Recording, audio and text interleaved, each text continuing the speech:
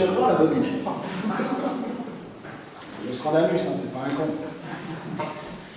Dans ce brasier d'Apocalypse, poursuit Nostradamus, la terre s'ouvrira dans d'épouvantables craquements. Les océans déchaînés recouvriront les terres en ruine où nulle âme ne survivra et le périphérique ouest sera fermé à la circulation entre la porte de Vincennes et le pont de Charenton.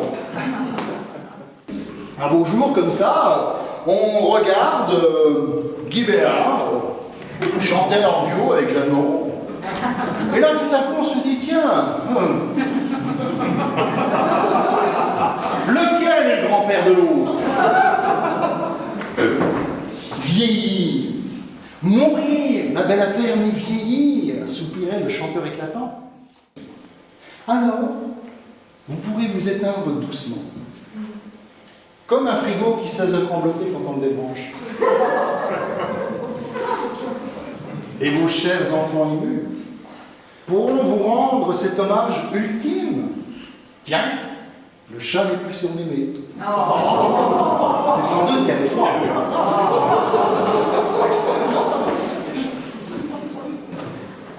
Alors, chers vieux, chères vieilles, pendant que vous vous tassez doucement, profitez-en donc pour vous écraser mollement.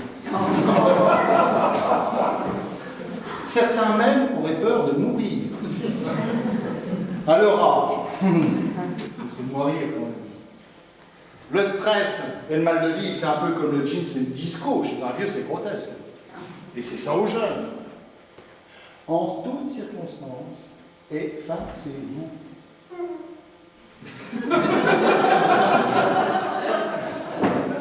Gémissez doucement. Claudiquez sans à-coups. Et surtout, quand vous sentirez venir la mort, ôtez vos dents en or. C'est une simple question de délicatesse.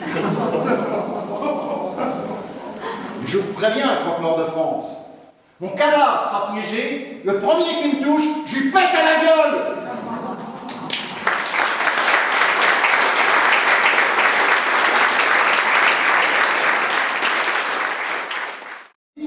Je veux bien que dans votre œil s'allume la flamme de l'intelligence. C'est rare. En tout cas, je l'ai vu, donc c'est pour ça que je me permets de m'adresser à vous, qui attise votre intense passion pour la vérité historique et aussi pour la culture. Au début, il s'est accroché aux choses de l'esprit, l'esprit étant le monde son cochon sauvage. Ensuite, il a amoureusement tissé de ses mains un porte-jartel en fibre de coco, dont il a revêtu sa tortue de mer, suivant un schéma mental qu'allait utiliser 300 ans plus tard les plus grands traumatologues américains pour réanimer les pulsions vacillantes de leurs clients. Ensuite, il a réinventé le striptease en pluant sa vieille perruche, en lui chantant « Déshabillez-moi, déshabillez-moi, mais pas si vite. » Je vous le demande, mesdames et messieurs, est-ce qu'une vieille perruche à plumes, ça vaut une vieille poule à poil? Tout à coup, Robinson dresse l'oreille, entre autres. Ce qu'il vient d'entendre, il ne peut le croire. Mais c'est impossible, ça serait miraculeux, c'est pas vrai. Après plus de 20 années de solitude sur cette île, alors qu'il ne s'attend absolument plus à voir un seul être humain. C'est bien une voix qu'il entend. Psalmodiant une de ces douces mélopées qu'il prend et qu'il préfère même à une sonate de Mozart. Bien qu'à la limite, je me demande si Mozart était né en 1712. Non, enfin bon, on s'en fout, de toute façon, je m'écarte du sujet. Et comme disait Roselyne Bachelot, c'est pas en s'écartant du sujet qu'on va repeupler la France.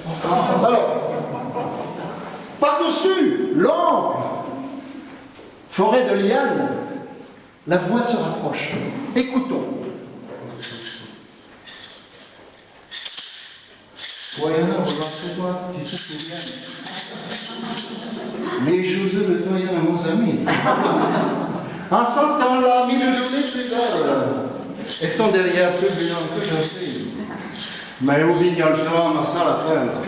Ouais, y'en a failli marcher dessus, mais où vignole soir, Marcel l'appelle.